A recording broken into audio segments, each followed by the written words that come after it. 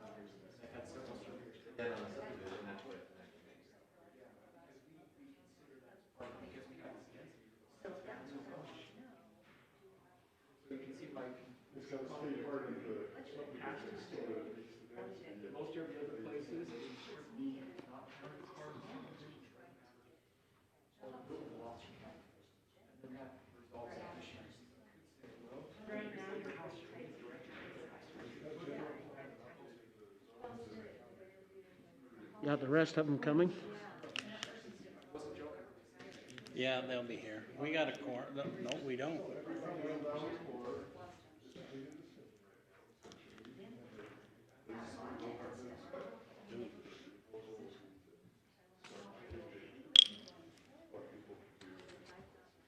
All right, we got a quorum.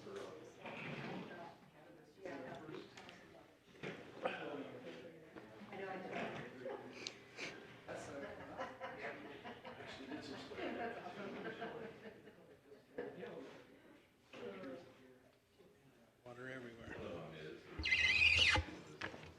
How's Gary doing? Not doing real good. Isn't he? What's he got? He had Well, should we start? hernias fixed in his abdomen. Did he really? Welcome to our council meeting tonight. We appreciate you being here. We'll begin tonight with an opening by Councilman Paul Borup.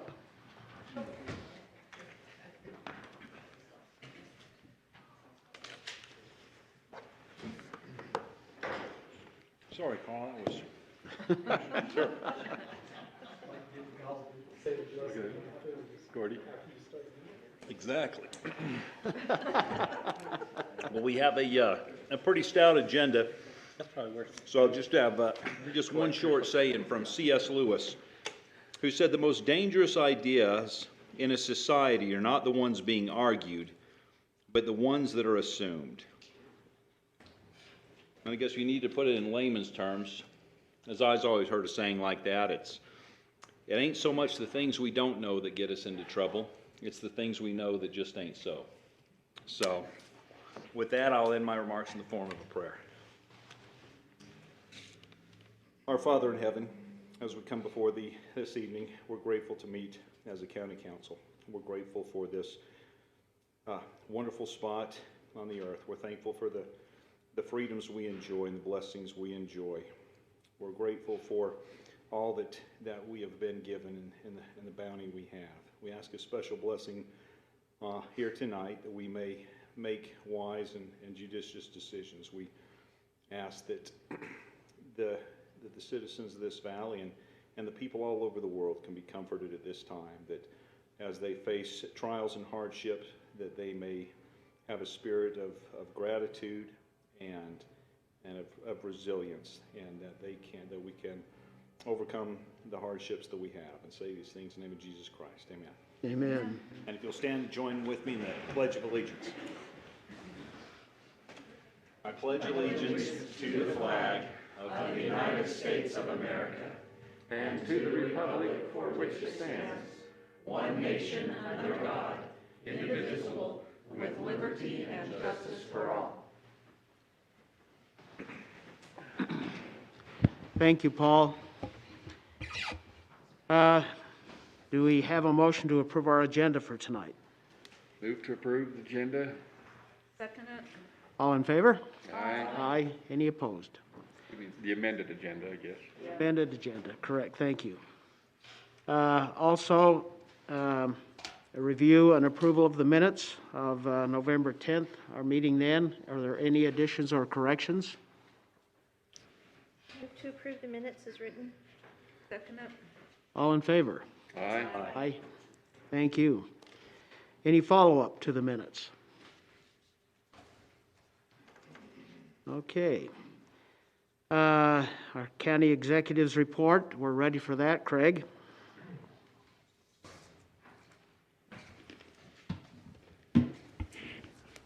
Thank you, Mr. Chairman. You have the warrants and the financial information there on your iPad. I don't have any appointments to present at this time. I will make the announcement that our new Economic Development Director is going to be Sean Milne he's currently a commissioner in Tooele County, and he will start work here at the county on December 7th. So I think, of course, Sean has been the chairman of the Utah Association of Councils and Commissioners. And I think he's done a great job this last year. I think he's the kind of leader that can direct our economic development efforts here in the county. So we're looking forward to that. And we'll be onboarding him and probably have him here at our second meeting in December to say a few words. And don't laugh at that because I know.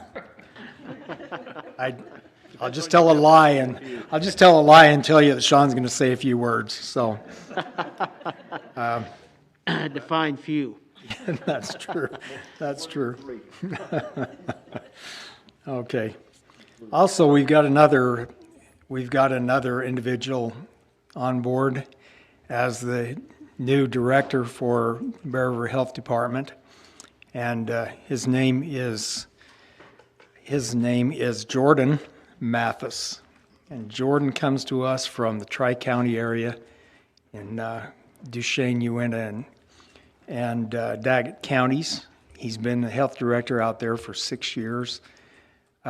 Everyone that I have contact with from out in that area that knows him are quite angry that he's he's coming up here. I have a brother-in-law that's on the commission out in Uinta County, and he was not happy when he found out that we were going to hire their health director.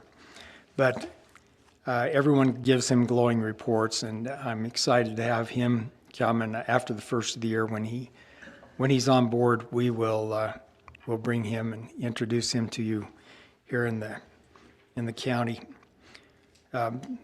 Those are the only items that I have to present to you tonight, unless you have any other questions. When does the gentleman? Health Jordan director? start? He should start the 1st of January, but we've left that a little bit flexible because he did not want to leave the health department there in the Tri-County area without some guidance and direction. And so our current health director, Lloyd Berenson, has agreed to stay on until at least the 1st of April. So he being, our new health director, being health director now, I'm pretty sure that he won't need as much training as if it was somebody that had not held that position. So he may spend more time out there in the Tri-County area wrapping things up, but it's expected that it'll be around the 1st of January is when he'll start working here. So, but that's not really a firm date at this time. So, all right. Any other questions? All right. Thank you very much. Thank you, Craig. We appreciate everything you're doing to keep things rolling here. It's been a big, busy job. It's been a busy year. Yes, it has. Next item is item of special interest, approval of the Bear River Mental Health Area Plan. We've had that on our iPads, and it's 53 pages long. Gina, have you read every word? You read a lot of words. I read most of it and looked at the pictures. Okay.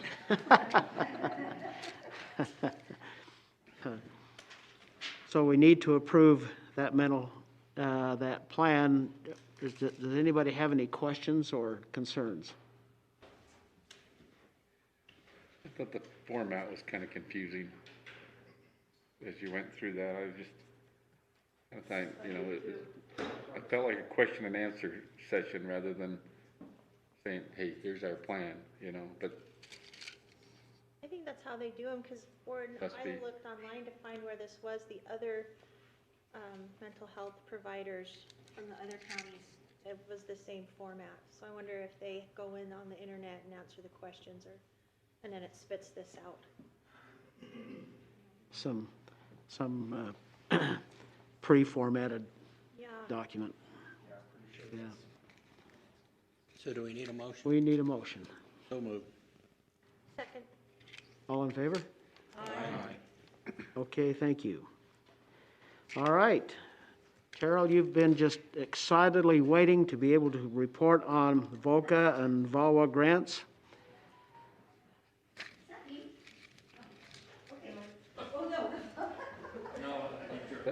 that was the time. Someone just set the Take timer. a really, really long time that Bryce wanted to take all night here at the meeting. Is that accurate? Okay, I'm taking this off. Do you know there's I was trying to find the email. There is a company in town that I went and I'll just tell you I had COVID and I still have the antibodies according to my blood test. So I'll take my little mask off so I can speak. Okay, so I'm here. And it's going to be a lovely quick presentation, but may turn a little bit longer. So I want you to know that I'm going to talk about VOCA. We have several VOCA grants, and we have several VAWA grants. We have a VOCA grant for our victim advocates. Let me interrupt you just for a minute. There may be people here who don't know what the acronyms VOCA and VAWA are. Okay, so I'll explain. VOCA is the Victims of Crime Act, and we have victim advocates that are funded on that, and we have 2 victim advocate grants at the county attorney's office. One is for the victim advocates, one is a special, what's called sexual assault set aside. We also have a VOCA grant at the Children's Justice Center. We have 2 VAWA grants, which is violence against women and children. We have one for prosecution, and we have 2 prosecutors on it, and we have 2 investigators on a different grant. So we have a lot of grant funding that we're trying to manage and make sure that everything is transparent. We just had another site review at the CJC, and it went well this last week. So I wanted to let you know that that went really, really well. And we have a significant amount of money. Now, the budget has been apparently you will all approve that next week. We will need to make an amendment to that in February. I'll just let you know that I did apply for additional VOCA funding for our new Children's Justice Center, Family Justice Center, and got about $100,000 for that. I'm going to actually apply for an additional VOCA funding grant in December, and that will cover any ADA requirements, so that the county isn't using funds for that. So, and we'll just continue to try to get as many grants to cover as much as that as possible. These are state grants, right? These are federal grants. Federal. Yeah, so VOCA and VAWA, those are both federal grants. All of them are. So I come to you because I have a frustration, and I don't know if I've ever shared a frustration with this board in 24 years. I think I've shared frustrations. No, I should take that back. But I'm really kind of frustrated, and I've decided, you all know me now, I don't really sit well, and so I'm going to share a frustration with you. In June, the end of June of this last year, the state legislature held a special session, and they had asked state agencies to look at cutting 2%, 5%, or 10% from the state budget. And those were sent to the legislature, and they were ranked. And DCFS, we're just going to talk about DCFS, which is under Department of Human Services. Their cut was to not have DCFS investigators handle any cases where a perpetrator or an alleged perpetrator resides outside of the home or where a child is not protected. So in Cache Rich and Box Elder County, DCFS has what are called CPS. We're going to use a few acronyms. Child Protective Services, those are the investigators. They work hand in hand with law enforcement. They go out. we do what's called a forensic interview technique, fit training for our interviews. Law enforcement observes the interviews because most of the time, I hope I don't get blasted on social media for saying this, but in most of our cases, our women tend to do a little bit better in the interviews, and I think any law enforcement officer would agree with that. So our DCFS or CPS investigators tend to do the interviews, and our law enforcement observes. Now, there are two tracks, and there are two reasons why. There's a civil arena that CPS handles, and then there's law enforcement that does the investigation for prosecution to see if criminal charges are warranted. Things are going really well until that meeting. What happened was they made a decision that CPS would not do any cases or be involved in any cases where a perpetrator resides outside of the home or a victim is not protected in a home.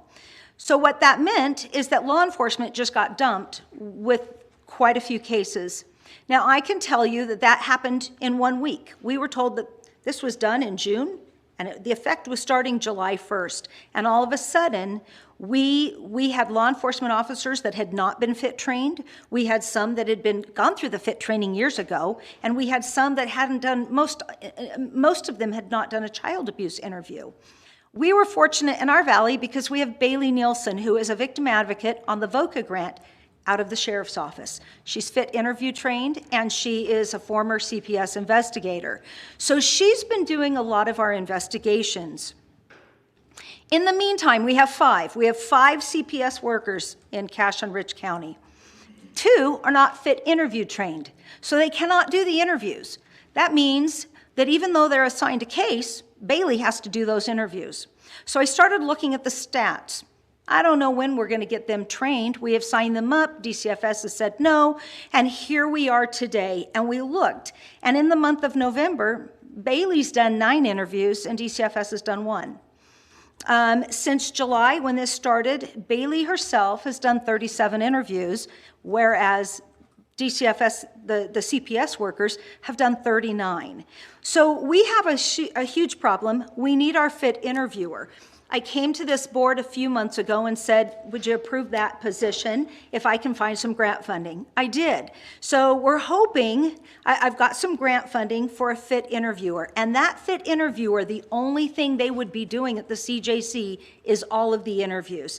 And that would save us a lot of time. We keep having to take Bailey. Hey, Bailey, DCFS scheduled an interview. We need you to run over. She has to drop everything at the sheriff's office, run to the CJC and do an interview. And so, and she hasn't minded it. She's never complained, but I think that trying to balance her full-time job responsibilities on top of doing an interview all the time can be really taxing for her. She's put in a lot of overtime. So now I come to you because I have most of the funding through grants, but I believe, and I was trying to check with Cameron and I don't see him here, I think I'm about $8,000 short for 2021. So I don't know at this point what you would like me to do, and I'm going to take my cues from you as to what to do. We have the position approved. We've got the majority of the funding for salary and benefits, but I believe when talking to Cameron, we're about $8,000 short, which if we were to push it would be like next November and December a year from now. So I don't know what to do. Well, it sounds like this is a critical It is. thing that we need to get taken care of. And we'll be talking about the budget tonight, actually public hearing for it. But it sounds like we need to find a way to come up with additional $8,000. And you're not the only person who has a need that we need to address. So I don't know how the rest of the council feels, but I think we need to find a way to fund that.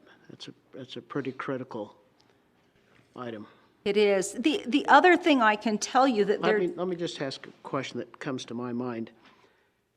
The pullback by the state and being able to provide these people, is that also caused by budget constraints that they're facing? you know, we've tried to have, or the state has tried to pass some tax adjustment bills to provide additional funding in other areas away and use some of the income tax to do that, but they have failed. And is it a budget issue? Is that why they have pulled back on providing the support that we? It's my understanding this is money that was allocated by the legislature for continuing funding, but then with COVID, when they're concerned now about a budget shortfall, they asked every agency to cut 2%, 5%, and 10%. And then I don't know how they determined what was being cut. I just know that DCFS, or actually the Department of Human Services, put that as their number one cut for the 2%, 5%, and 10%, that they would not handle any cases where a perpetrator resides outside the home. So the money was there until June, and then I don't know where, Craig, do you know where the legislature put all that money? I have no idea where it went. They may not know either. They may not know. Okay, thank you. And the other thing I was going to tell you is the way they're doing this now is, let's say that I see a child abuse case at my neighbor's house and I call the hotline. If that child doesn't reside in the home, all that's going to happen is a report's going to be made and it's going to be labeled unaccepted by DCFS, and then it's sent to me at the CJC. And then I've got to figure out what to do with this report with law enforcement. And so I think that's one of the other things that a forensic interviewer, right now we've got 15 cases we've received this week that we've got to figure out what to do with them. And that's every week we're getting cases. They email them to us every Friday, and we get a slew of cases for the week, and then we got to figure out where to go with them. So I just wanted to share that frustration. Things are working well. The building's coming along beautifully. We're working really hard. I can tell you also that with regards to VOCA and VAWA, our biggest concern is when the court opens up. We are now, 8 months from no court, and cases have been just continued and continued. And the victim advocates we were talking about, each court has at least 50 trials waiting. It's just going to continue until we get that courtroom opened up. Now, I would like to throw out an idea, and I won't take any more of Bryce's time, but I did think, couldn't we do a jury trial at the fairgrounds in the event center? I mean, we could physically, I'm serious, we could physically distance and have juries come in and out, and we have that podium. So I'm going to talk to James about that, because it may move us along, but we're going to be, I don't know what's going to happen if we continue kicking the cases down the curb. So, any questions? Charles, I'm supportive of trying to find that money. I think that's really critical to take care of those kids. Yeah. Get that done, so. Thank you. Thanks. So everything except for the 8,000 is in the I've budget? got grant funding for. Oh, you've got the grant funding, and this is just our portion of match type? Yeah. And that's all it is the match part. So, Okay. thanks. Thank you, Terrell. All right, Board of Equalization Matters, we don't have any tonight for that. We do have to set some public hearings. Mr. Chairman, Yes, I move that we set the first CDBG public hearing at 5:25 on December 1st, and also public hearing ordinance 2020-14 at 5:30, resolution 2020-26 at 6, resolution 2020-28 at 6:15, and 2020-13 at 5:30 on December 8th. that's December 8th, yeah. Okay. All in favor? Aye. Aye. Are there any opposed? Craig? I'll just point out that, resolution 2020-26 is the 2021 budget. And so we will not hold a public hearing on that tonight because it was not properly noticed. Okay, And so that public hearing will be next week. So, you might Oh, want thanks. to make sure that anyone who might be here to comment on the 2021 budget, that will be for next week. Okay. I apologize. In case you couldn't hear, if you are here to comment on the budget for 2021 that was going to be a public hearing, we will not be holding the public hearing tonight. It wasn't noticed properly, and so we will hold that public hearing at our next meeting on December 1st, which is just a week from tonight. Do we need to set a time for that? Is that? It's set already on the 6 o'clock. at 6 o'clock on the 1st. It's item number 10C, Gordy. Okay, I got it. All right, we do have a public hearing scheduled. Yes. Oh, okay, we didn't vote. We had a motion and a second. All in favor? Aye. Aye. Any opposed? Thank you. Okay, we'll open it now for a public hearing on Resolution 2020-25, declaring Cache County interest in real property located on Wolfpack Way, described as parcel 040580051 as surplus property. This is a public hearing. Craig, do you want to just give a brief summary of what it is that we're doing? As you are aware, the disposition of property consists of two actions by the council. One is first to declare the property as surplus, which is the public hearing that we're going to have tonight. And the second step is the disposition of that property, whereas there's an agreement with the buyer and the county goes ahead with the sale of that property. So, John, I don't know if I've explained that. If you have any questions, John can back me up there, but that's all that this budget or this public hearing is about, is declaring whether or not to declare that as surplus property so that the county can dispose of that at a later date. Thank you. Okay, this is a public hearing, and it's open now for public comment. If you have a question or any comments concerning this, we welcome you to come to the podium, state your name, and we'd be glad to hear what you have to say. Move to close public hearing. Okay. Motion made to close the public hearing and seconded. All in favor? Aye. Aye. Any opposed? Thank you. All right, our next item, so we have some pending action. Ordinance 2020-11, the BGTS property rezone. Request to rezone 5.91 acres from the agricultural A10 zone to the commercial zone located at 550 West, 8700 South, near Paradise. Questions or discussion on this item? Did we ever hear back from, did we ever ask Paradise what their thoughts were on this? Did we hear anything? Do you guys remember? Our mayor of Paradise is here. So that should have been in your packet. Yeah, I saw it. I don't know if that, did you get that, Janine? Is that ringing a bell? We got that, Mayor, when did that come? On Monday, I believe, we received that.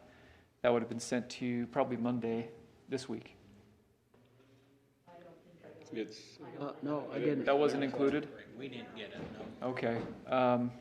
I can pull that up and try and get that to you, but the mayor's here, he might be able to reiterate some of those points. He can give us some pieces in writing if you want to hear from him. Mr. Chairman, can you have the mayor speak to us on that? Yeah, that would be great. Mayor, if you don't mind. Or he's going to hand something to Chris to read. Yeah, I don't, if you'd like me to. There's also some comment that I just received from the applicant. Anyway, some of this stuff, anyway, I can read it if you'd like. Would you please?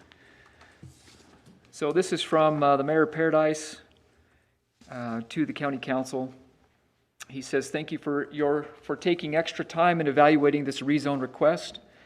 I appreciate the Development Services Department reaching out to me to put my October 27th council meeting comments in writing. Let me start by restating that I am in support of the work that the Avalon Hills facility does for the community. I am in support of their request to add 4 additional beds. What I am not in support of is the requirement of only rezoning to commercial.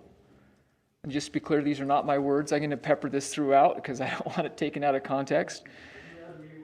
Absolutely. Put me in an awkward position here, Mayor. I'm sorry for that. Stop it. Angie had it and it went to the packet. I did too. It's pretty difficult when you write it in German, then express. Pardon me? In English. And it's probably on me for getting it late. So, I will just read it. Members of the County Council, thank you for taking extra time in evaluating this rezone request. I appreciate the Development Services Department reaching out to me, putting my, I'll probably ad lib a little bit because I've read this a few times, putting my October 27th council meeting comments in writing. Let me start by restating that I am in support of what Avalon Hills does, their facility does for our community. I'm in support of their request to add 4 additional beds. What I'm not in support of is a requirement for only rezoning to commercial. Requiring the commercial zone and not allowing another more compatible zone, such as resort recreation, the RR zone, will create a spot zone that allows for uses not compatible with surrounding area. Concerns that have been brought to my attention, I've reached out to many people in town as well as some other property owners around, and these are also items that I find in staff report. I've listed some references to staff report. First one I have is it states that the property does not fall in a future annexation area. It does fall within Paradise Town's annexation map, which the county has. Second item states that the commercial zone must be appropriately served by a suitable public road, as well as states that Mount Pisgah Road is the primary access to the property. Mount Pisgah Road these are my findings. Mount Pisgah Road does not match the description listed under item number 10, Mount Pisgah Road. There is no mention of an additional traffic impacts on Paradise Town Street 8700. Thirdly, Mount Pisgah is roughly 2.7 miles long, with only 0.71 of that being paved, and is noted under item 10G as being substandard for right-of-way and shoulder width. Number 4, septic service. Residential lot size in Paradise Town are 1.25 acres, due in part to the concern of our oversaturating soil leading to contaminated growth, well water, in addition to possible contamination of Little Bear River to the west of town. What I mean by that is that we are concerned with our water flow comes from the east to the west, downhill towards that, towards the river. Spot zoning. Let me go back to septic service. Subject property is located on Paradise Town west boundary and is, if approved, would increase lot density, work counter to Paradise Town efforts to minimize groundwater contamination. Number 5, spot zoning. Approval would create a commercial spot zone that is not compatible with surrounding properties. Commercially zoned properties have a much wider accepted use, possibly creating unintended consequences with bordering residential properties. Number 6, on-site water supply for fire protection. If rezoned commercial, will subject property be required to tie into the Paradise hydrant system? Again, they're on our boundary, on our west boundary. Or is a standalone tank acceptable? In conclusion, I understand the reasoning to require a type 300 or 3800 human care facility in a commercial zone. I don't think in this situation where they are asking for an increase in beds and not a new facility is the right reason to create a commercial zone on a small town's border. I would ask that the council, if there is no other zone the applicant can apply for and rezone to commercial, if approved, that possible mitigation efforts be thought of and applied to some of the concerns above. Mostly my concern is Mount Pisgah being that main. So Thank you. Okay, thank you, Mayor. All right. I don't think there's any concern about going to 12 beds from 8. It's just a spot zoning a commercial zone in the middle of this area is the problem. And Chris, there's no other alternative way to accomplish what they want to do without the zone change? Under our current code, that's correct. It requires a rezone. Does that include under state code as well? Yes, under state code as well. Well, the state doesn't restrict or direct how you zone property, but it would match the state code requirements. So we're not going out on a limb like Mr. Zillis identified before, when I think we got a little backward with the state and federal government. That is not the case here. And there's no other zoning type that would contemplate this type of an operation? The zoning that's been referred to as a resort recreation zone, it requires a minimum of 2,000 contiguous acres. So on that basis, that's the first mark that it could not qualify. It doesn't it's not contemplated as a realistic opportunity.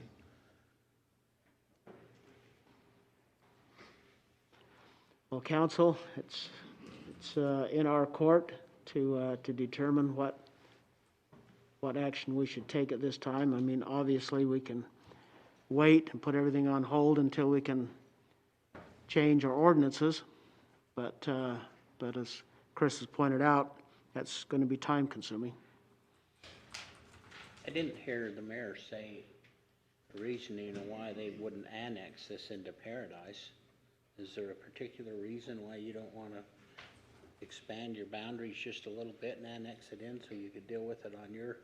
Other than those, there's a couple other properties right next to their other, have another property there. They just didn't want to. We just brought that new subdivision right to that boundary, or that border.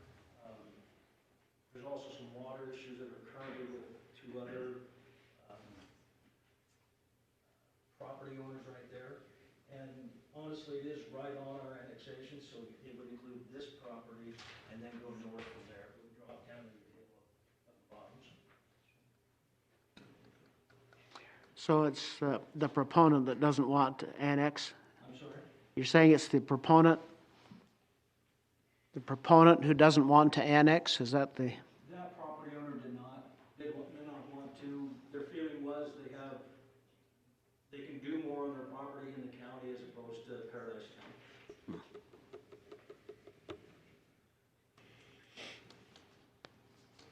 So I guess we're more liberal than what Paradise is what I'm kind of hearing. It's maybe a poor way to say it, but if they can do more under the zoning of the county than they can in Paradise, it tells us another thing about it. Does Paradise currently have any kind of commercial zone? It has about 4 streets right down 165 as you come into Paradise. Half block on the east, half block on the west, up to the Cracker Barrel. And no industrial zone or anything like that within that town? Nothing that's, I mean, closest thing Dedicated? is, I have an old gas station on my corner. That's it though. That's about it. And honestly, I think the septic issue can be mitigated with a system.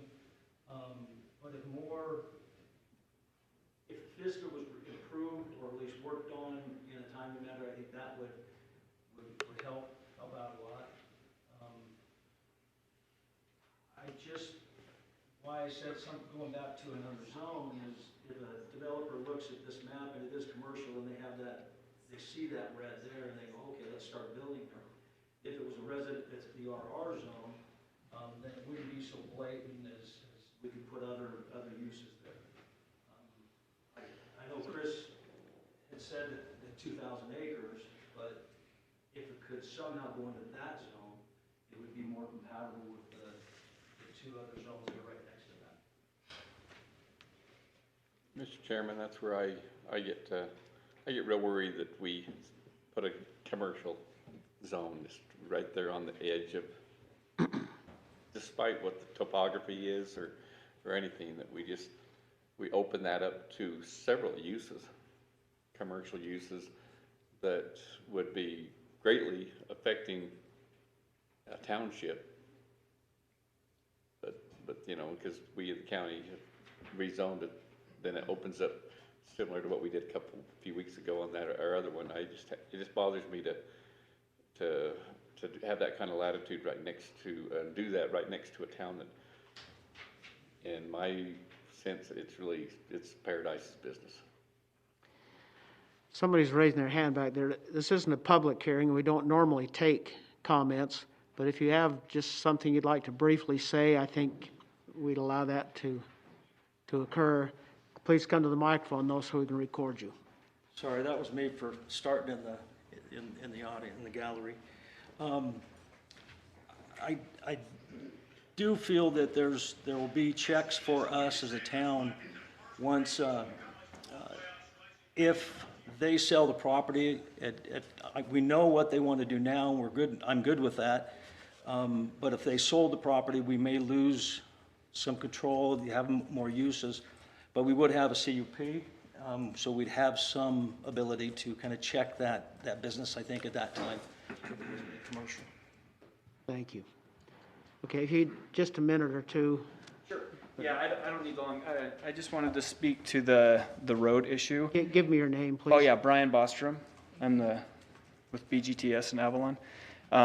On the issue of the road, the engineer, and I don't know why he didn't mention it in the public hearing, but in kind of a sidebar conversation afterwards with Mayor Little and with Chris, he did indicate that improving Mount Pisgah Road was on the radar. So I don't have a timeline, but he did tell us that was something that was going to be happening in case that impacts your decision at all. Who was this that told you that? What was that? Who was it that told you this? The county engineer. Perhaps Chris knows his name, but I don't. Oh, Matt, it was Matt, okay. Okay, So, all right, I think that is all that I wanted to say. okay, thank you. Okay, council, again, it's not a public hearing, so we'll entertain a motion if there is one, or, Dave, I agree with you. I have that same feeling, and it's a shame too, because I agree with, this is a good, resource for people, and it'd be good for them to expand, but I do worry about putting a commercial district right next to the city boundary like that. So I will make a motion to deny. I'll second that. okay, motion made to deny and seconded, all in favor? Aye. Aye. Opposed? Nay. Nay. The motion to deny passes, and so that ordinance will be denied at this time.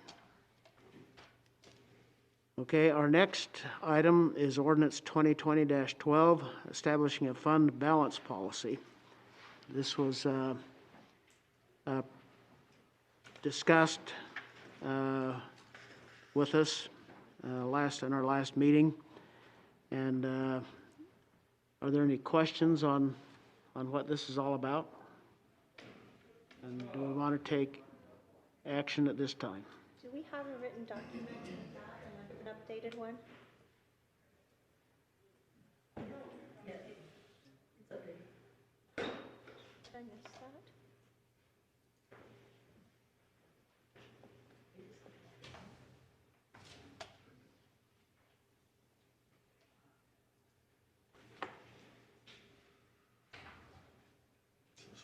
I don't see it. I don't see it on there.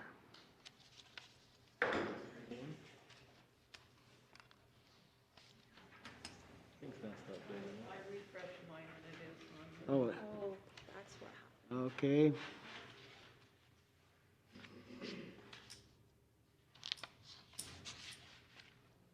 Aha.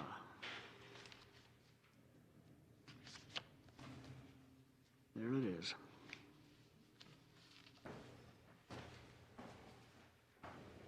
Remember, there's a lot of definitions in there. Yeah, a lot of And definitions.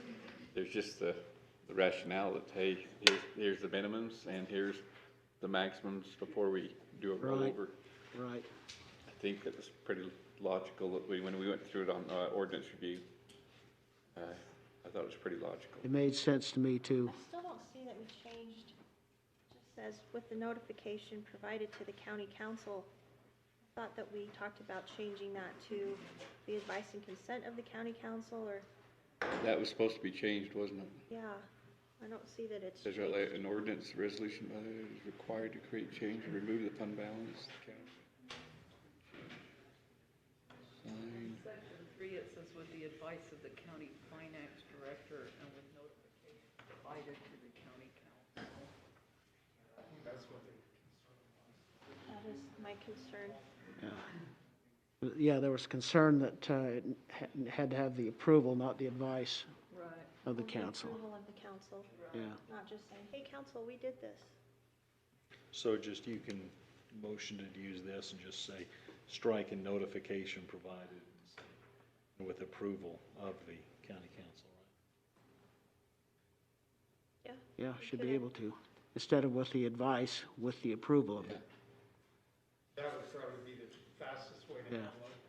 handle it. Is that okay if we do that? Yeah.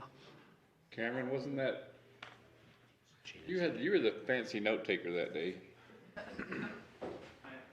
Yes, yeah, please, thank you.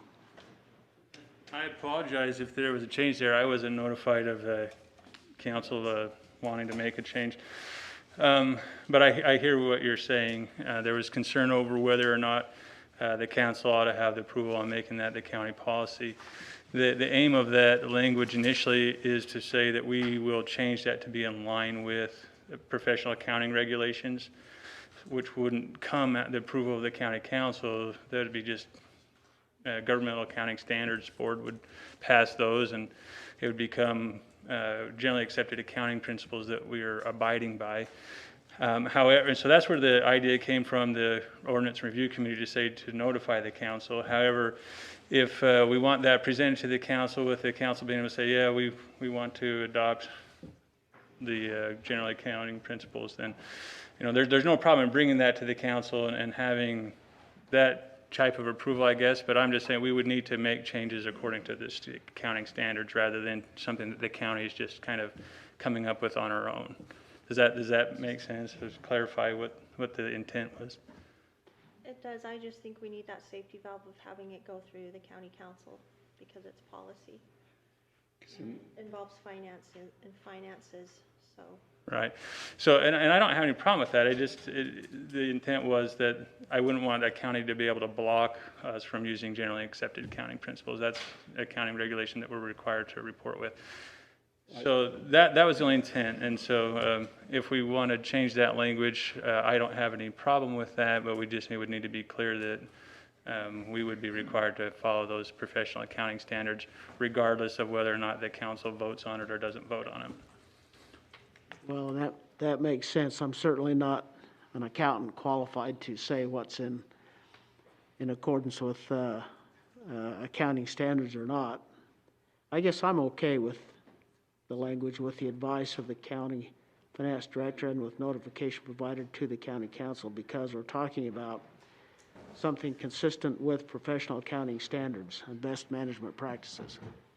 The only thing I worry about a little bit on this is advice of the county finance director and from the management practices according to the professional accounting standard.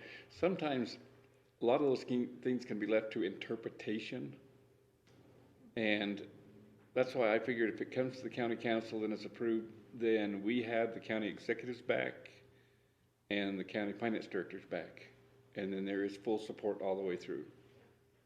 I'm just trying to cover everybody so that nothing's, you know, that an interpretation is not arbitrary or not, well, or just not seen one way versus another director sees it a different way. Does that make sense? Maybe I'm dreaming a little bit, but I think that if we have approval from the county council, which we are over the funds basically overall, I think that then we have the county executives back and finance directors, and it's more cohesive.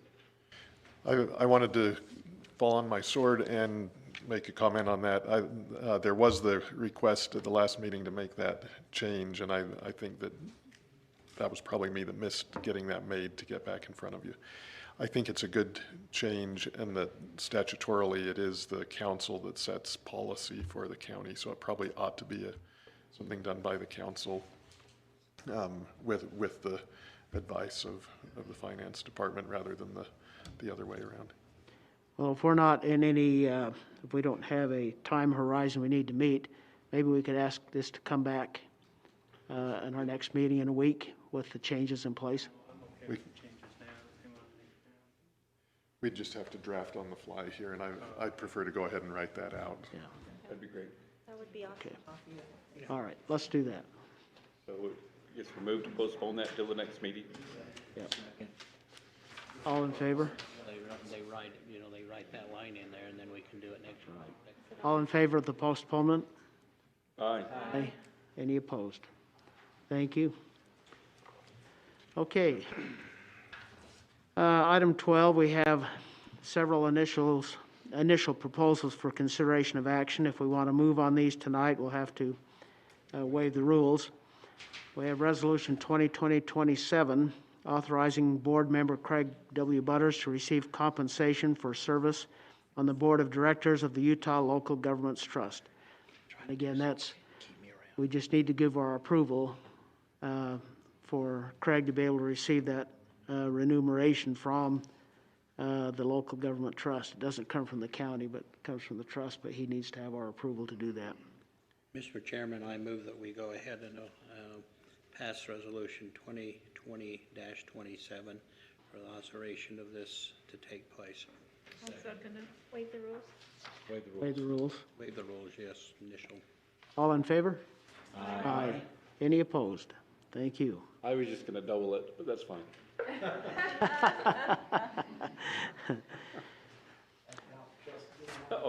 Oh, they have say in that, do they? Okay, we have, we can discuss and adopt the Trails Cash Committee bylaws. And they were interesting to read through. Any discussion on those or questions? I do have a question for Carly. My question is, I just want to make sure of the intent here, because what I'm getting is that the committee's going to be appointed by basically the advisory membership. Is that correct? Okay. And I know I guess I'm wondering if you wanted those groups to be advisors, but yet they're going to be able to appoint themselves to the group. Is that okay with what your plan was and what you wanted to do? Yeah, I think we want to kind of empower the committee and the community to be able to be involved if they have an interest. And then there are already, the Bear River Health Department and Bragg, they already have staff people, but that this is in their job description to participate and advise in this committee. So we want it to be able to expand if other organizations have resources and capacity and they want to help as well. So did that address your question? I guess, do you anticipate that some of these listed here, like Trails Alliance, Ranger District, the council, the health department, Bragg, USU, and Logan, do you anticipate that they would appoint members of the community, or would they appoint like a Logan City Council member or a county council or a member of their own group that fits into the council districts so that they have a voting membership rather than reaching out to people in the community and appointing them? So the idea behind the geographically represented districts is that they would be different members from the public that aren't in those advisory roles. Okay. That was the thought there. So. Okay. Thank you. Thanks. Thank you. Any other questions? I just had one, because I'm feeling a little slighted. There's only 2 Logan seats on here, and I can see why nobody would want me at a meeting. That's probably, I would make that not an oversight actually done, but were you meaning to do that, or were you want that to be representative of the county council the way it's currently constituted? Yeah, that was intentional. That there's only 2. I'll take offense then. I'm sorry. This actually, the way it's set up, it has the potential to be a closed committee. And a closed committee means that the Kumbaya group gets together and, rather than diversity happening, just, kind of where they're pointed, like Gina said, where they're pointed and stuff. It has the potential to become a very closed committee. And that'll be, don't let that committee start overrunning that opportunity of diversity of, like you say, other people just thinking different and may not be totally just in favor of one alternative. And I don't know, you gotta be real careful with that. But I see not everyone's got interest in trails. And sometimes a diversity of interest is really wise. Mm-hmm. So. Yeah, I appreciate that sentiment. If Okay, there, thank you. Any other questions? All right, we can move on this if so desired by council.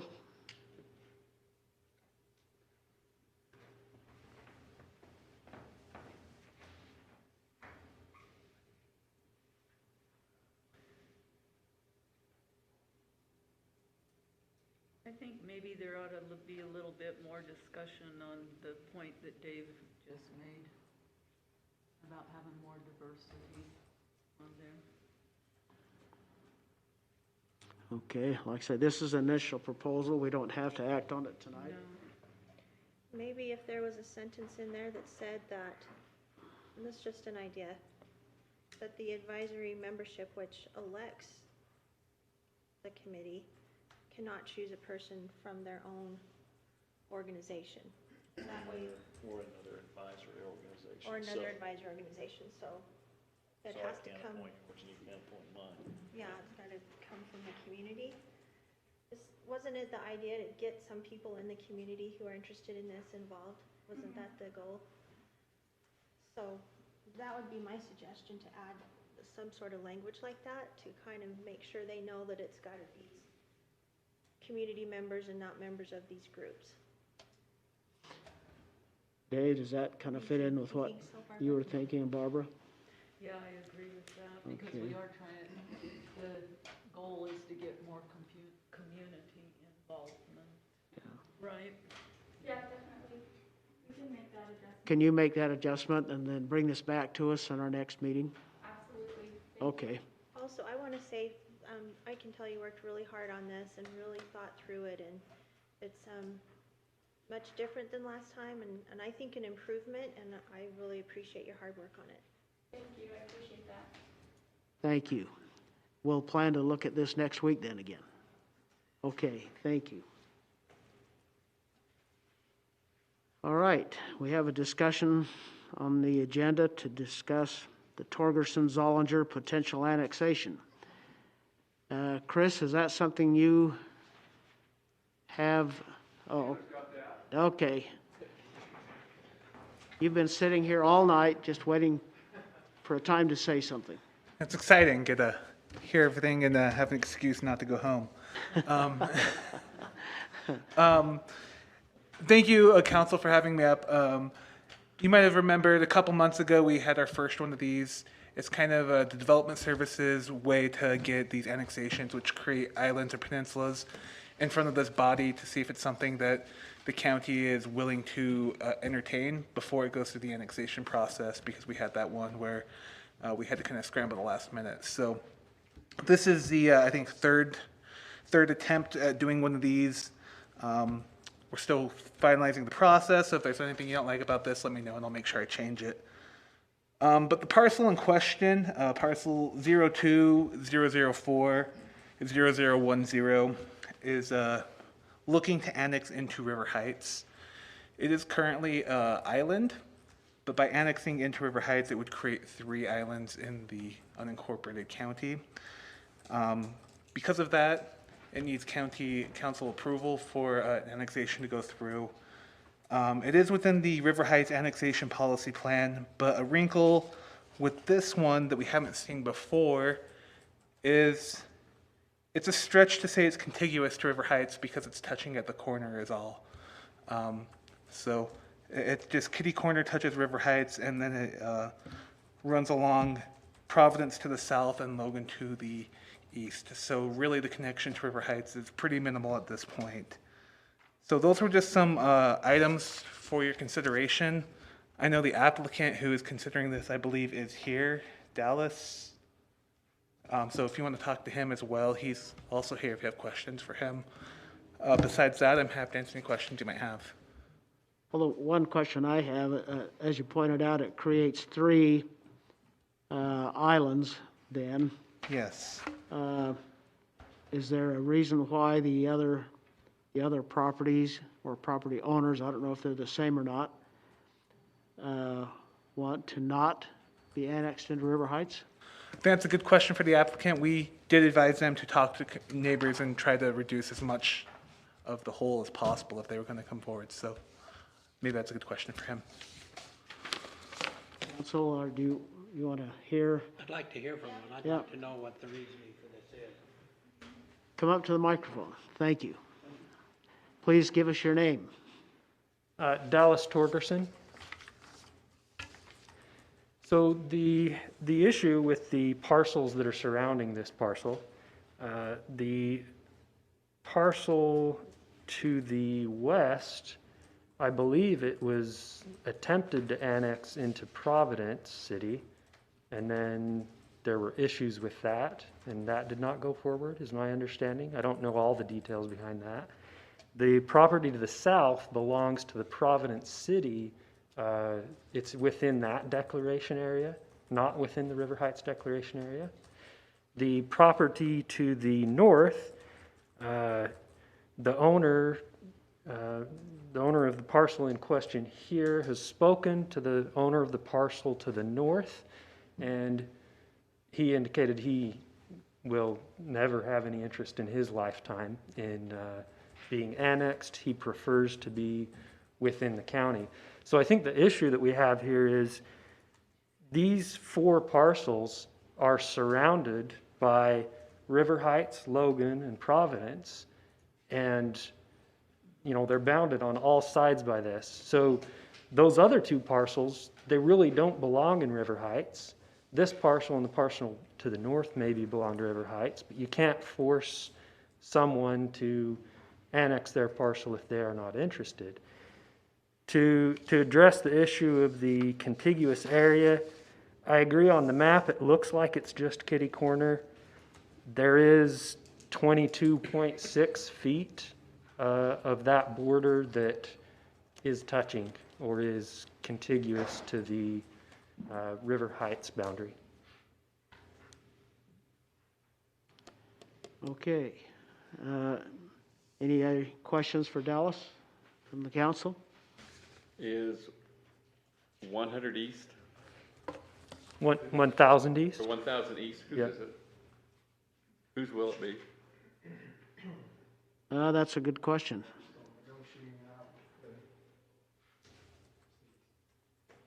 I don't think we ever finalized an agreement. So we're still taking care of it right now. Is 1,000 East the lane that goes into Waterson Home? It goes past it. I think I'm familiar with this piece, but not real sure. I almost need Ron to explain it to me. So for some explanation of where this is, the parcel to the north of this parcel is the Waterson's home. And that's part of the island. So the Waterson's home is within the county. So I guess the audience isn't looking at the map that we are. Can we bring that up? I'll pull that up.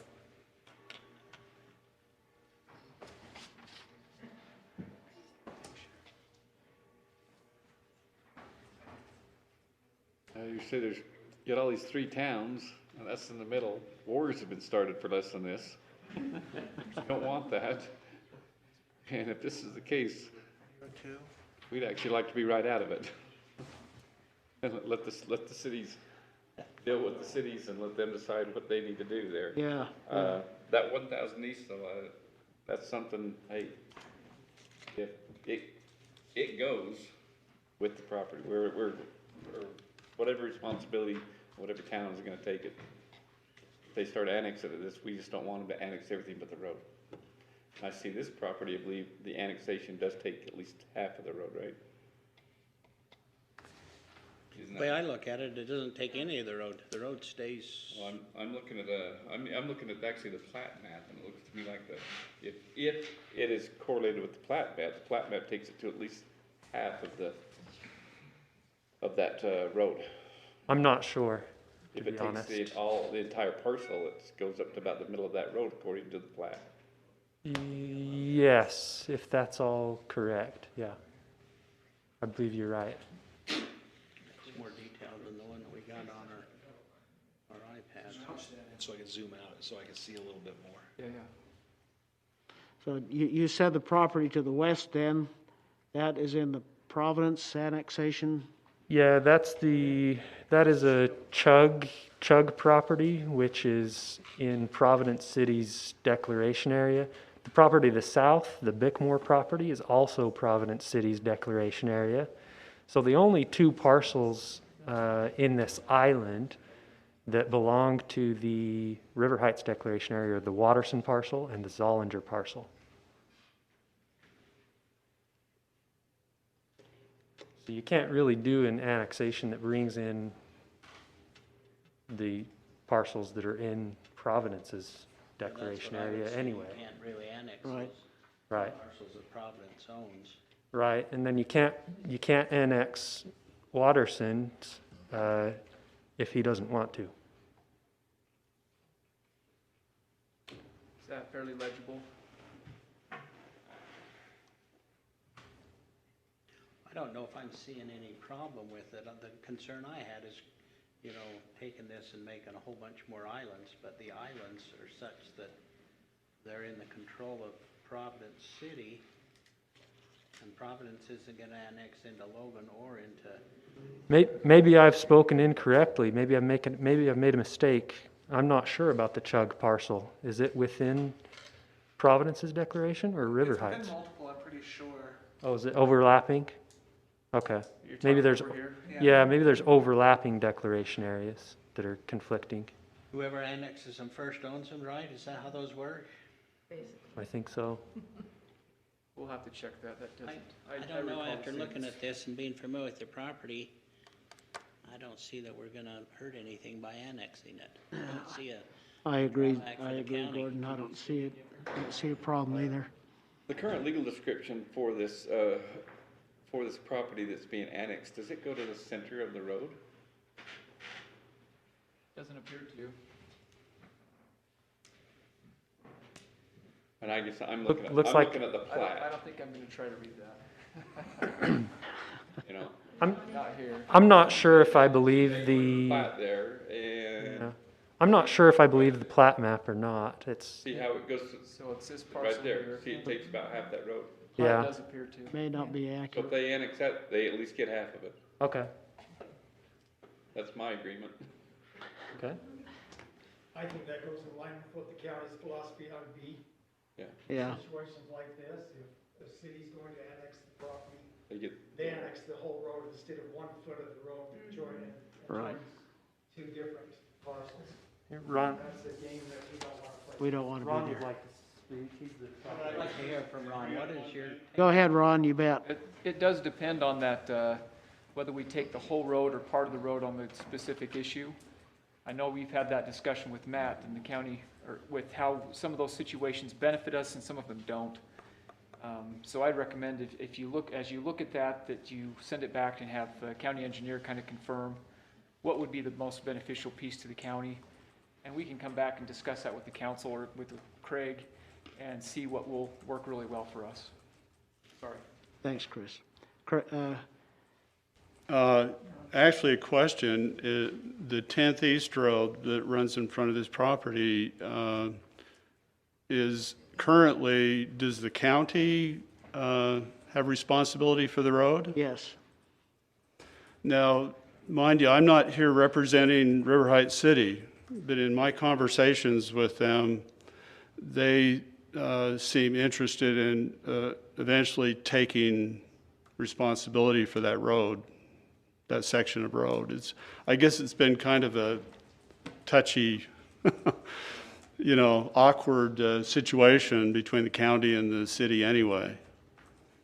So if that was to happen, would that Oh, yeah, we're willing to get. make the a whole thing difference? too bad. They can have Like it. I say, I'm not representing the city, so I shouldn't be opening my, And we want it on Paul Borup's timeline. In 30 minutes. And just one general question, the major part of our farm is an island also, which you've got your cursor on there right now. Of course, we have that in a conservation easement. And, but I guess I get the feeling that the county would rather eliminate islands? Is that the... Well, it makes it a lot easier for us to service a road. If we don't have to drive to an area and service 2,000 feet of road and nothing else, that's an expensive. So that's the main issue with the islands? Uh-huh. Okay, for my own information, So you're very much in support of this annexation into River Heights? Well, yeah, just a little background. I mean, it's just, there's a little jog in that property down towards the, near the 10th East Road. And I was just going to straighten that out because there's some needs in my family as far as some building lots, and I just wanted to straighten the line out, shave off a couple of acres for building lots, but no more than that. I'm very interested, at least as long as I'm around, in keeping the remainder of that parcel, about 30 acres, in Greenbelt. So that's our plan. Okay. Thanks, Ron. Okay.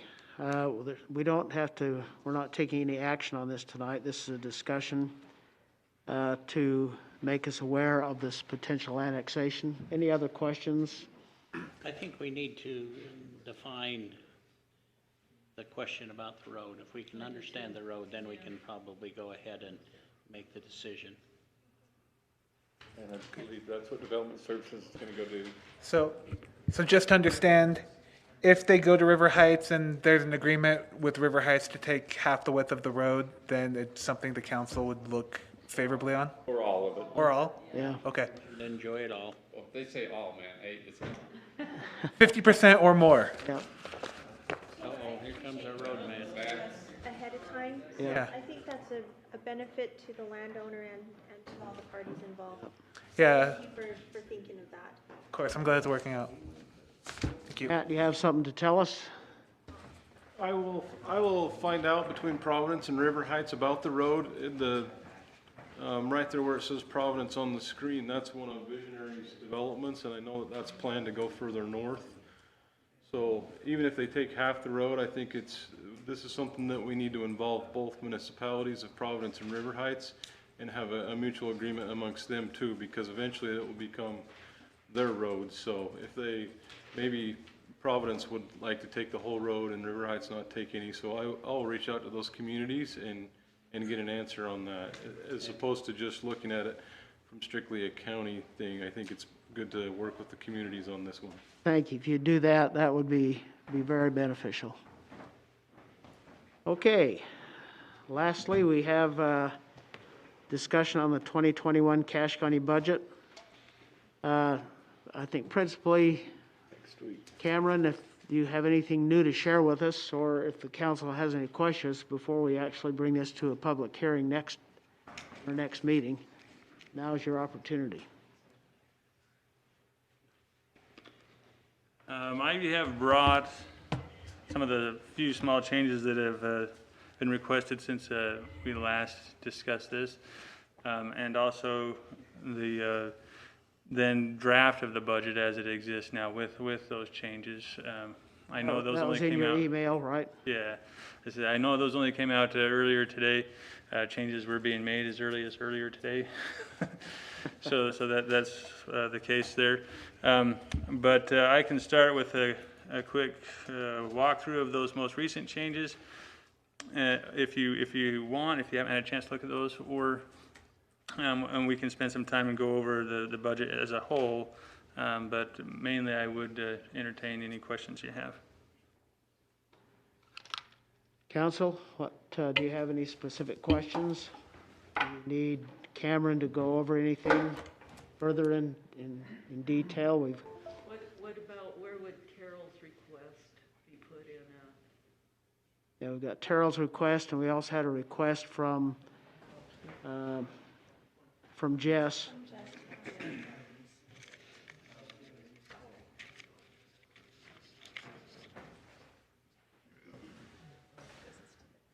Did you hear those questions? I Cameron? apologize, I was on my knees. I didn't hear that. He's getting answers from someone else. I was The two adjustments that we're aware of is Terrell Warner's need for additional $8,000. Yes, so that would be appropriations in the general fund, and then she has a victim advocate department inside of the general fund, and that's where those expenses would be allocated. Okay. And then Jess had some additional funding needs to replace an IT person for voting. Understands Yes, those things. Do you have that? And that one actually is in addition to even what I have here. So that would also be in the general fund and into his, and when I talked to him earlier today, I think into the elections is where he had specified there as well. So those are both inside of the general They're fund. inside there then, okay. I apologize. No, they belong in the general fund. The request from Jess at this time is not in there. He spoke to me earlier today after I had sent those. So that would need to be added in. And if you recall, we have a contribution into our fund balance so that we could reduce that amount and be able to fund that position. Okay. Cameron, we're still on target. Oh, I'm sorry, No, Carl. you go ahead, Gina. We're still on target. We're not raising taxes, right? Even Right. with the changes they sent last time. Right. It's too late for that. Yeah, we actually, the doors closed on that pretty well. So we're not just on target, we kind of nailed it. Okay. Yeah. All right. If you don't have any questions, quick, these were small. These were changes that I drafted and did make it in. Remember last time you got 17 pages? This is just one, 3/4 of one. This, though, just represented some changes to the fire EMS budget and to the rodeo budget, and you see both of those then reducing that contribution to the fund balance to then repurpose them for specific expenses. So you'll see in the general fund on that top blue line, the budget as it is and the proposed changes, there's no difference. If we look here at these net changes, it's 0. So essentially, we look at a contribution to a fund balance that kind of is on the expense side, even though it's not going outside of the county, we'll balance it on the expense sides. And so we reduced that amount to provide funding for specific use. So the rodeo was easy. As we develop our budget, we kind of went with the model of a Thursday, Friday, Saturday, as we've done for so many years. This year, however, we added a Wednesday night Bronx, Barrels and Bronx or something like that it was called. And so funding for the stock for that evening was not in that initial request. And so talking with Lamont Polson today, he was actually looking for some additional requests, but this is one that we came across too that needed to be added into the rodeo budget so that we could continue to do that Wednesday evening show as well. On the fire side, Chief Hammer talked about rather than hiring in at entry level paramedic and firefighters, that these would be some with more experience. And so there were 3 of them, or 3 open positions that he asked that we add additional funding to. That's represented there by the $36,000, and then the $11,800 would be associated benefits with that increase. And then in adding additional personnel and taking on that transition from the Sims Authority to having our own paramedic and firefighters here, the proposal is to do a remodel on the Hiram ambulance facility that we're using now, and the county owns that facility, to allow there to be more space for firefighter personnel there as well. I don't know how much that's been talked about already. I was just asked to put it in the budget. All right. So those are the new changes here.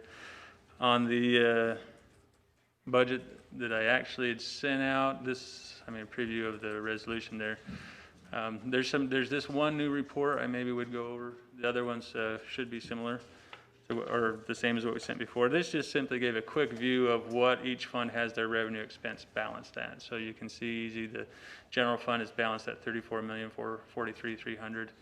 And on down through the other funds. You'll take note of capital projects fund and ambulance fund. We don't have revenue expense adopted into those funds yet. Capital projects, we probably will. We'll be finishing up our road facility. So as we tie out the end of the year, know where that is, that'll be one of the very first adjustments we do next year, is to say, here's what's left on that facility to be constructed and finished into the 2021 year. The ambulance fund, we're closing as we know it today. That's being consolidated into the fire department inside of the general fund, as we've been saying. However, we will use that as a trust fund, so we'll take the remaining receivable assets from Sims, and as those are collected, that funding will be distributed between the city, Logan City, and Cache County. But it'll go on the books as an asset and a liability. Budgets relate to revenues and expenditures. So even when we send those monies out, it'll just be reducing a liability, so that doesn't actually have a budget for it. So other than that, feel free to just read the budget to your heart's content and ask me any questions you may have. So if you can't sleep tonight, pull out the budget, Right. start reading. Okay. Do you have this on audio that I could listen to while I drive? Do you know what? If you've got certain programs, I'll read it for you, Dave, and they're actually more exciting than I am, so I would go that route. I just got to go to Milford next week. I'd listen to you all the way. All right, well, maybe I'll think about it. New side job opportunity Right? there for you. Yeah. Yeah. Either that or I'll get some lady voice that you like, and we'll get it worked out for you. Send it to my wife then. Okay, good answer. Anything else? Thanks, Cameron. Okay, other business, the county employees' Christmas dinner. Craig, did you want to just visit with that, on that item for a minute?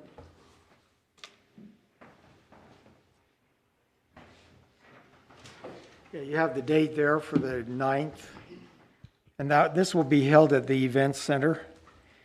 And of course, we all know that is a large enough venue to spread out tables. So I'm sure that tables will be at least 8 to 10 feet apart. We will be seating fewer people at each table. We are also taking more precautions to above and beyond what the health department requires, just so our employees feel that they can attend and be kept safe.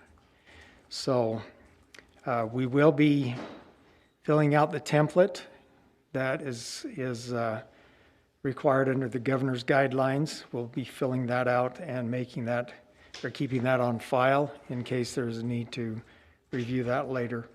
So we are making every effort to make this an enjoyable and a safe evening for our county employees, and hope that they feel that they can attend.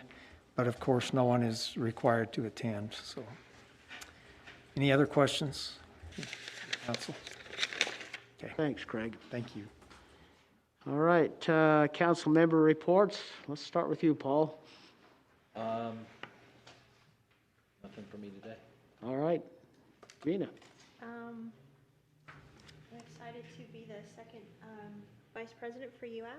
I was really shocked to get elected, but I'm really excited to serve there and looking forward to it. So, Congratulations, and we're looking forward to you serving there. thank you. Appreciate that. That's all I have. Barbara? Congratulations. Nothing? Gordy? Dave? I know at UAC, I was in the federal land, or excuse me, the public lands meetings, listening to those, and they, I tell you, there's been a lot of work done by this AEON, whatever they call that. on the valuation of federal lands within the jurisdiction of your counties for the built monies, payment in lieu of taxes. Mhm. Boy, they've done some fascinating work, and they've literally analyzed it to where I think my suggestion was to put an invoice and send it to the federal government. Good. Do we need to do that on? Okay, then we'll put a lien on their property. No, it's fascinating though what they've done. That group has really done in getting an actual valuation of the public lands that are within our jurisdiction. Everybody's within the state. It was pretty good.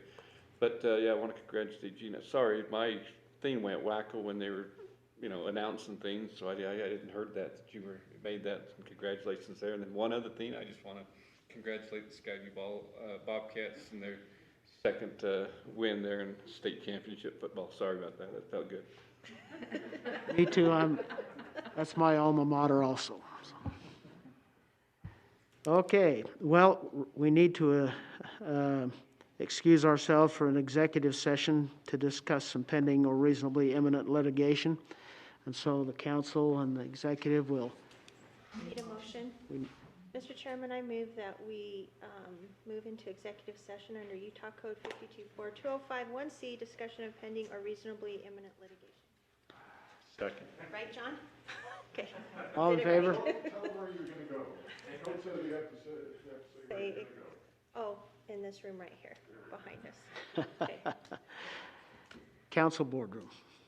Okay. Thank you, I can remember the name. All in favor? Aye. Okay. All right. See you later. So is this going to be a collector's item? What you got in front of your thing here? Your little trunk candy bar. How's it going, Mr. Charlie? I remember when you first brought it.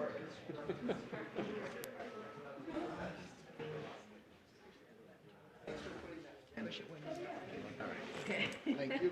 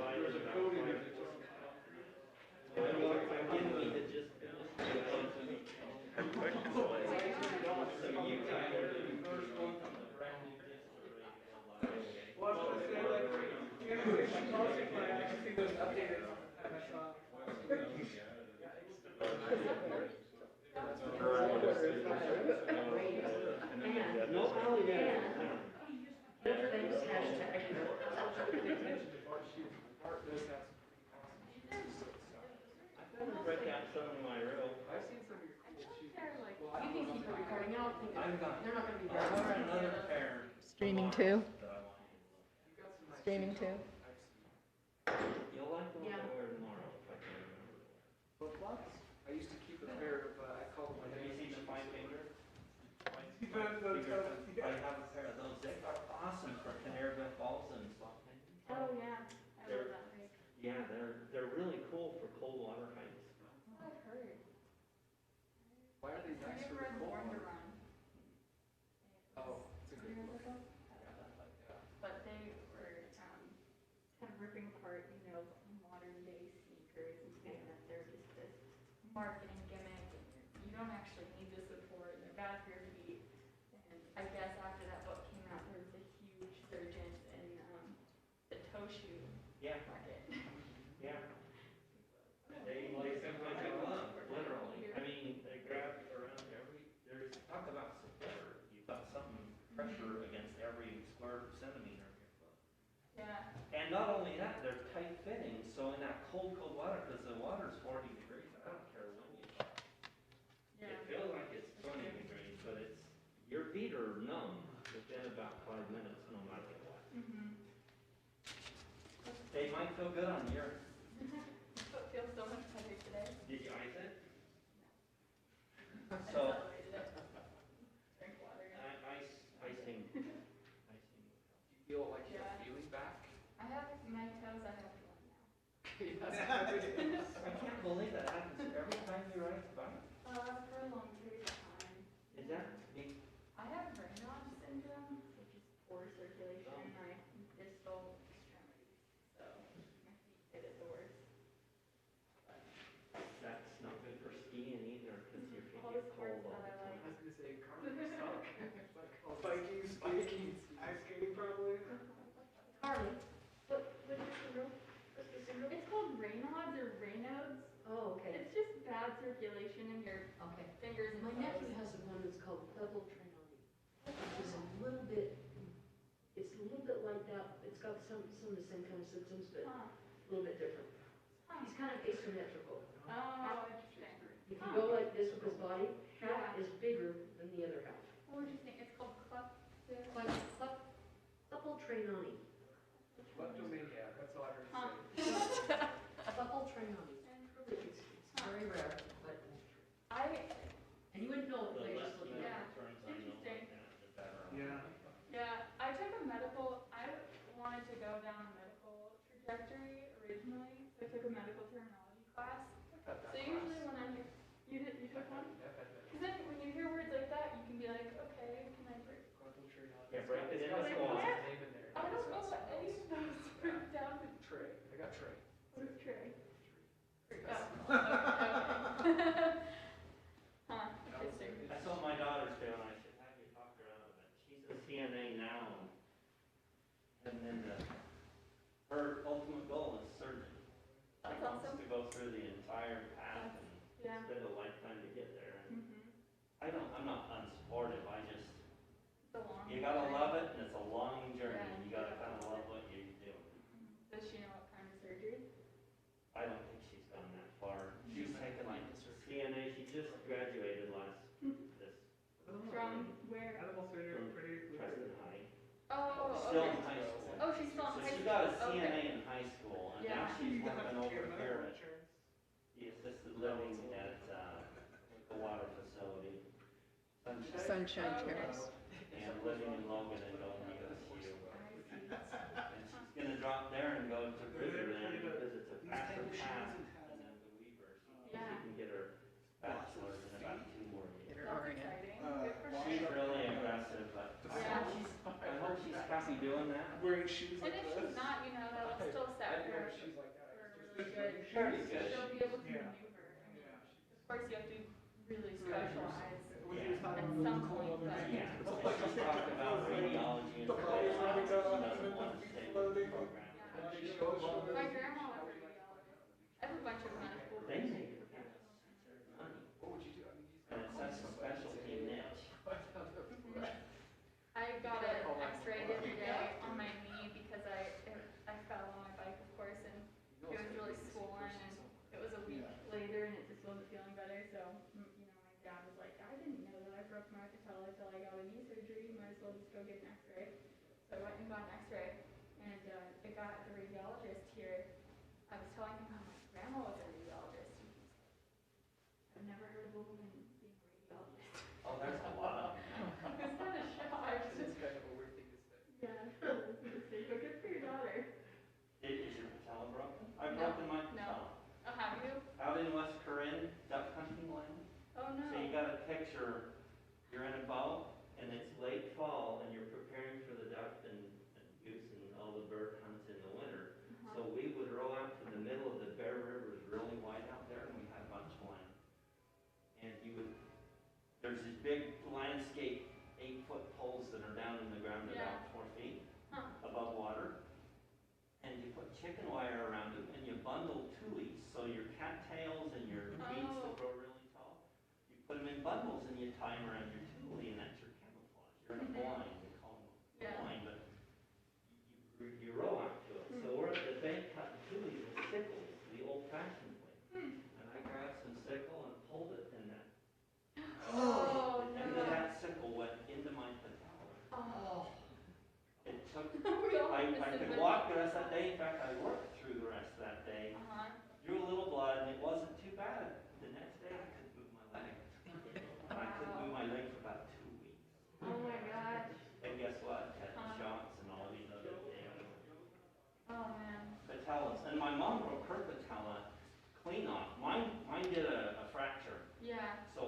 side of mine hung on while it healed, which is luck. My mom's snapped right in half, right at the knee. She had a half the knee, half the bone. They had to wire hers together. So they did this almost star wire with a radial to hold it all together. And about 2 weeks in, wires are poking out her knee. No. That's like. And they had to wait. I They're thought like, it was like a compound fracture. yeah. In a sense, because. They just said you have to Because it's like live an with it extension too. of the bone that's breaking the skin. Poor thing. They said you have to live with it for at least 8 weeks, because patellas, I guess, are slow to heal, and you really risk the tendons pulling, because there's constant pressure there. So it was like 2 months before she could get rid of the wires sticking out of her. That's awful. That's crazy. I still have a big bump on my kneecap. You broken yours? No, I said Frankenstein. Oh, yeah. Oh, yeah. Wires coming out? That'd be fun. I'm glad that worked out for you. I would have apologized, but I guess I don't need to. Nope, not at all. It worked perfectly. That's how I found out I'm allergic to, you know, they make those disposable stitches. Yes. I've had surgery before, and they use those, and then those started just popping out of my skin, just random places around the incision. I'm like, oh, that's weird. Yeah. And then the doc says, he's like, just tell them that in the future not to use those. Was it a knee surgery or? I know, it was a little more awkward than that. It was a hernia. Oh, yeah. Sorry I cried. No, it's okay. I still remember the second one I had the surgery on, my friend came to pick me up. I was still juiced, like majorly. Oh, no. And I was showing people my incision. Very awkward position. But no inhibition, just like, Oh, yeah. do you want to see my incision? No, please. That's pretty funny. I trust you. I trust you that I had one surgery, cyst vein repair. I got a double nail, and I've got no feeling in it. Oh, I had a really? reconstructive on this knuckle. That's it for my whole life. I've had stitches just about everywhere, but Yeah. as far as on-purpose surgery. And this one was only because I was in a car accident. We don't know what almost ripped the end of my finger off. Something caught it and cut it, and you can see the radial. It was just hanging off. Oh, man. I'm glad you can lose it. My only surgery was, I inhaled a push pin and they had to remove it. Like through That could have killed you. Like the kind they use to hang up posters and stuff. with the plastic. Yep. So I was freshman in college. I was putting up my first dorm posters on the walls, and I was standing on a rolling chair, and I had a push pin in my mouth, and I slipped, and fell, and held it. And I thought, well, first I WebMD'd it, and it's the only time in the history that WebMD undersold it. It said, oh, you just swallowed it, drink water, you'll be fine. Oh, dear. So I drank water, and I was not fine because I couldn't breathe except when I felt like this.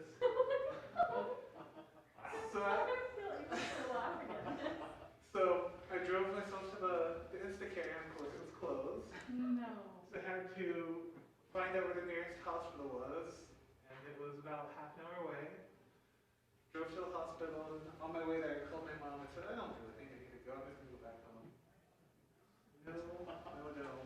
You know, here's the saving grace on this whole story. If this hurt, he wouldn't be helped. So he's finding this fun. Yeah, that's very fun. Everybody wants to sue everybody. So I've got it still, $5 surgery. Here you go, ma'am. I actually brought my parents into the Aaron, thanks for staying in the saddle while we went and had fun.